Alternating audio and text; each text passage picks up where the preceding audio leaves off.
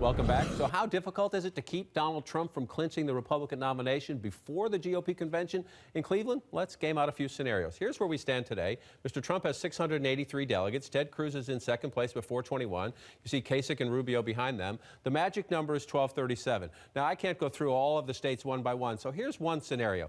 Well, look how this plays out. What if Mr. Trump keeps winning in the Midwest and here in the eastern states when New York, Pennsylvania, Connecticut, etc., gave one to Governor Kasich here, and Ted Cruz keeps winning out west? We could get to the point where Trump's somewhere around here and the California primary's coming up, right? That's on June 7th. If Mr. Trump won big there after winning a bunch here, that would put him across the line. But that's just one scenario. Let's take that away for a little bit and come back to a different scenario. What if Governor Kasich starts to do a little bit better? He gets Pennsylvania, he gets Rhode Island here, he gets Delaware here. Ted Cruz keeps winning out in the West. Then you've got something like this. And then under this scenario, again, this is just a scenario, Trump wins in California and wins big.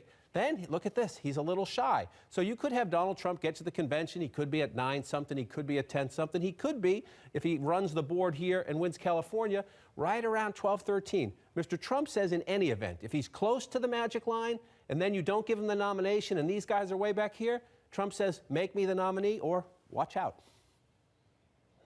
I think we'll win before getting to the convention, but I can tell you, if we didn't, and if we're 20 votes short, or if we're 100 short, and we're at 1,100 and somebody else is at 500 or 400, because we're way ahead of everybody, I don't think you can say that we don't get it automatically. I think you'd have riots. I think you'd have riots.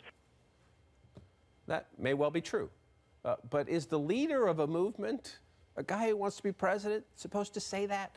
Or is he supposed to say, my supporters would be incredibly disappointed and I would have to keep them, I would have to manage them because they would be furious, it would be undemocratic. There's a way to make that point without saying there would be riots, is there not? There is, but I mean, we've been asking that question about a lot of things Donald Trump has said. I think in some ways he is sending a signal to his supporters about what could happen and what perhaps he would like to see happen if he gets to the convention and is a little bit short of 1237.